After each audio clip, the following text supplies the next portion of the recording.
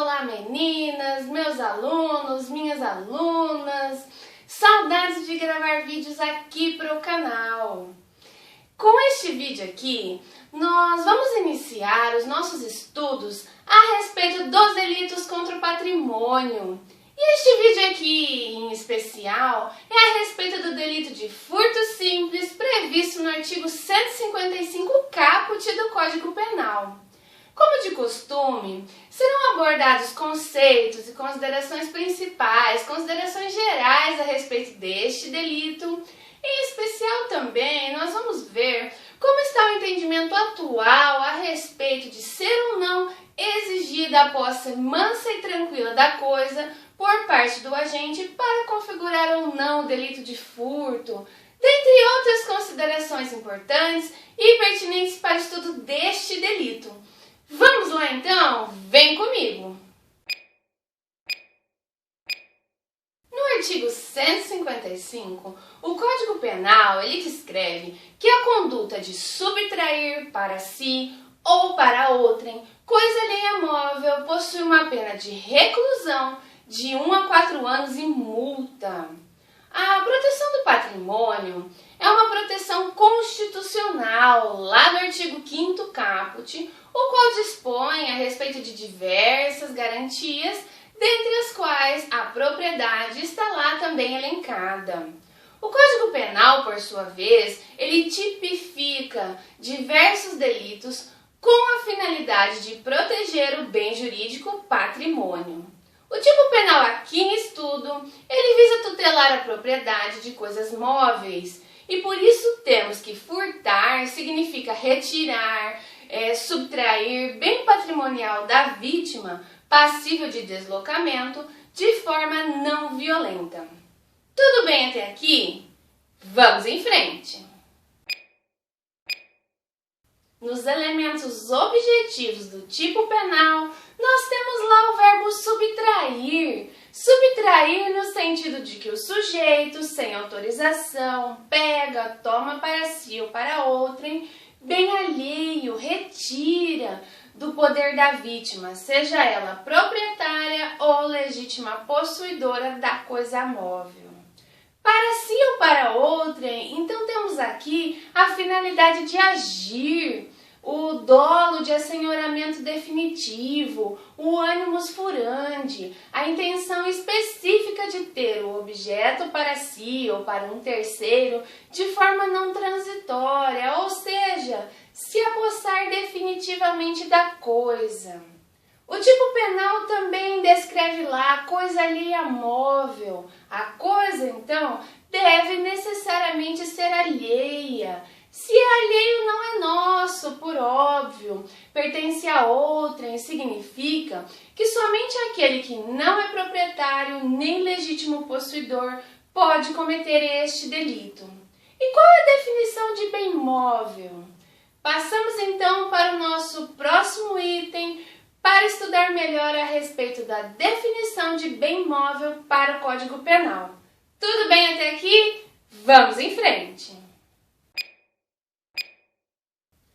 Bens móveis são aqueles que podem ser retirados da esfera de vigilância da vítima, movimentados, transportados do local onde eles se encontram. O conceito de bens móveis para o direito penal é diferente do conceito de bens móveis para o direito civil, pois para o direito penal, tudo aquilo que pode ser movimentado, retirado do local onde está, é considerado um bem móvel. Por isso, gente, que navios, embarcações, aeronaves, embora sejam equiparados a bens imóveis pela legislação civil, eles podem sim ser transportados de um local para outro e então, para o direito penal, são sim considerados bens móveis passíveis de ser objeto de furto. Da mesma forma, os animais, quando tiverem dono, também podem ser objeto de furto. Ok? Tudo bem até aqui? Passamos então para o próximo item.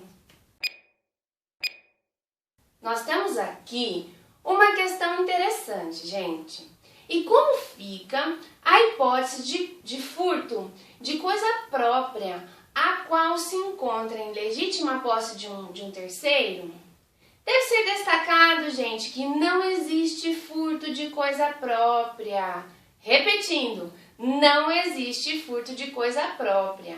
Quando a coisa própria ela está legitimamente nas mãos de terceiros, pode configurar o delito lá do artigo 345, 346 do Código Penal, jamais furto. Ok até aqui?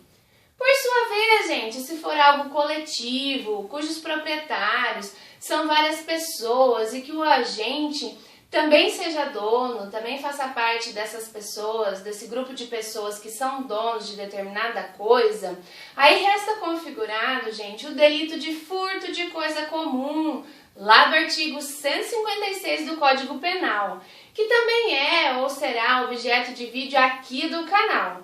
Tudo bem, gente? Não deixem de assistir. Passamos então para o nosso próximo item.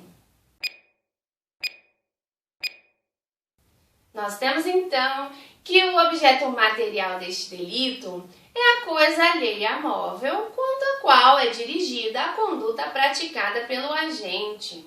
Coisas que nunca tiveram dono, coisas abandonadas, não podem ser objeto do delito de furto. O bem jurídico protegido, gente, esse delito ele visa a proteção patrimonial, a posse, a propriedade de coisa móvel, desde que legítimas. O elemento subjetivo, gente, é o dolo. Dolo, finalidade específica, vontade livre e consciente de apossamento, assenhoramento definitivo de coisa móvel, seja para si ou seja para outrem, também denominado animus furandi. A ação penal deste delito é de iniciativa pública incondicionada. E vamos em frente.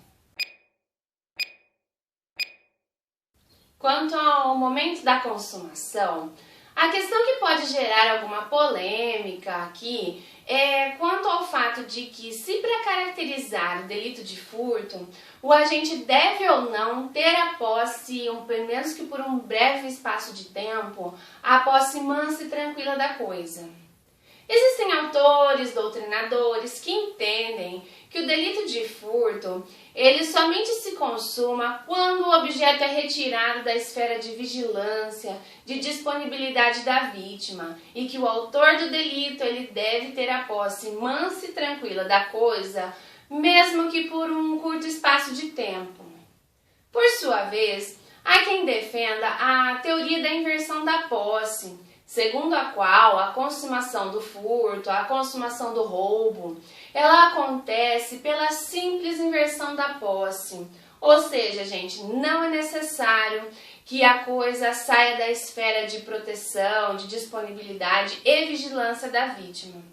Deste modo, de acordo com esta teoria da inversão da posse, o delito ele está consumado a partir do momento em que a coisa subtraída passa a estar em poder do agente, mesmo que não tenha a posse mansa e tranquila da coisa. O entendimento atual, recente, pacífico dos tribunais, no caso do STJ, é no sentido, gente, de que não é necessária a posse mansa e tranquila. O furto ele se consuma no momento em que o sujeito ativo toma posse da coisa alheia móvel por longo ou por curto espaço de tempo, dispensável então, gente, a posse mansa, pacífica e desvigiada. Então, e como fica deste modo a tentativa? A tentativa, gente, ela é possível nas modalidades simples, nas modalidades privilegiadas e qualificadas do furto. Quando, gente? Quando o agente inicia a execução, mas o delito ele não se consuma por circunstâncias alheias à vontade do agente. Tudo bem até aqui? Vamos em frente. Eu tenho aqui a seguinte observação para fazer para vocês. É de que o delito ele também é considerado consumado mesmo que o objeto do furto seja retomado logo em seguida pela vítima ou por um terceiro, Ou seja, gente, mesmo que o objeto seja devolvido, ainda assim é considerado delito de furto.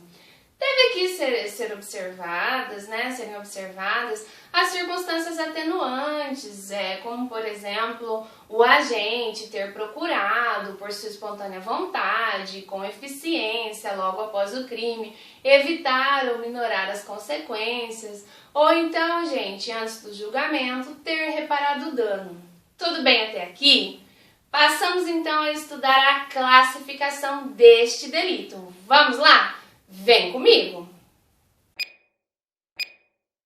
Quanto à classificação, nós estamos diante de um delito comum. O sujeito ativo, ele pode ser qualquer pessoa, menos o possuidor, menos o dono da coisa, pois o tipo menciona coisa alheia, conforme nós já estudamos.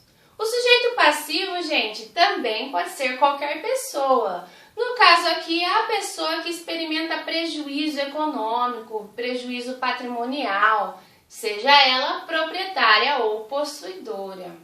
É um delito doloso, por quê? Porque o tipo penal não prevê expressamente a modalidade culposa.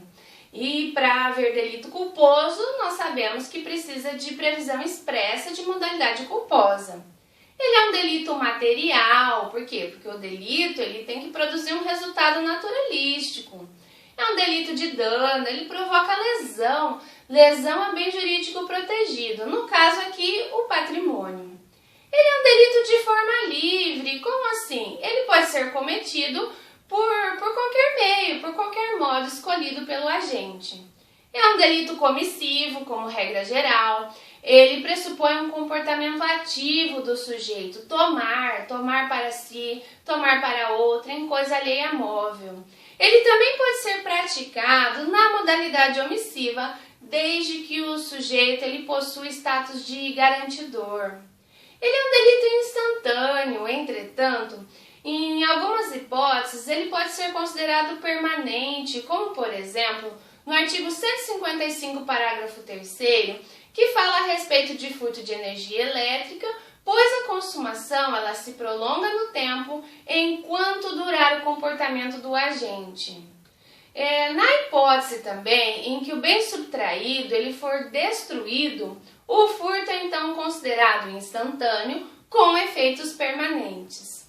Ele é um delito monossubjetivo, por quê? Porque ele pode ser praticado por uma só pessoa. E é um delito plurissubsistente, por quê? Porque vários atos podem configurar a conduta descrita no tipo penal. Ele é um delito não transeunte. Se deixar algum vestígio capaz de ser periciado, mas no caso para as modalidades qualificadas, por exemplo, rompimento de obstáculo, dentre outros. Tudo bem até aqui? Passamos então para a parte final do nosso vídeo. E assim chegamos ao final deste vídeo. Nós vimos as principais considerações a respeito do delito de furto simples, previsto no caput do artigo 155 do Código Penal. Tudo certo até aqui? Alguém tem alguma dúvida? Eu espero de coração que este vídeo tenha sido útil para os estudos de vocês. Não se esqueçam de clicar em curtir, compartilhar, caso realmente tenham gostado deste vídeo. Bons estudos e nos vemos em um próximo vídeo.